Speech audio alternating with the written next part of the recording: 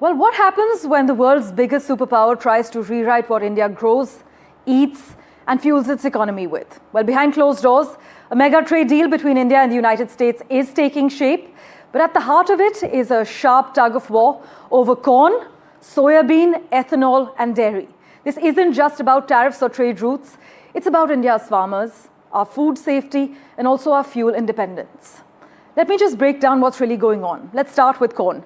The US produces almost 9 times more corn than India, and almost all of it is genetically modified. India doesn't grow GM corn, and we don't allow it in except under tight quotas and only with steep tariffs. So where's the twist then? Well, nearly half of India's ethanol, the stuff that blends into your petrol, now comes from corn. The US says, let us export GM corn just for ethanol production. It won't enter your food chain, which sounds fairly clean, right? But not quite. Indian sugar mills already losing ground fear that this move could crush domestic sugarcane demand. And politically, it's a landmine, especially with Bihar, India's third biggest corn producer, heading into elections. Next, let's move on to ethanol itself. The US is the world's largest ethanol exporter, and it wants India to open up fuel ethanol imports. But India says no for good reason. Fuel-grade ethanol in India is more than green energy. It's actually a strategic tool to reduce oil imports and give our farmers a market for sugarcane and grains. Letting cheap American ethanol in, well, that undermines the whole point. Then comes soyabean. Well, India allows GM soy oil, but not GM beans or the soy protein cake used for livestock feed. Why? Because the GM protein is in the bean, not the oil.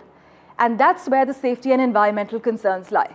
The US wants to change this. But soyabean is grown on over 13 million hectares in states like Madhya Pradesh, Maharashtra, and Rajasthan. And prices, well, they're already crashing. More imports now, that's political suicide.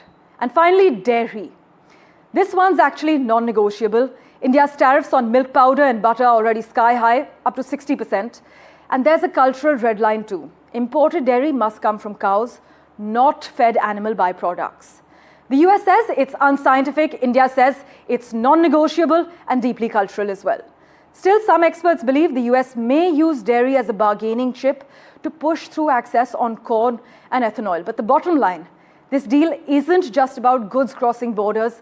It's about who controls the future of Indian agriculture, who controls the future of Indian food systems and our fuel supply. And for now, India is holding firm.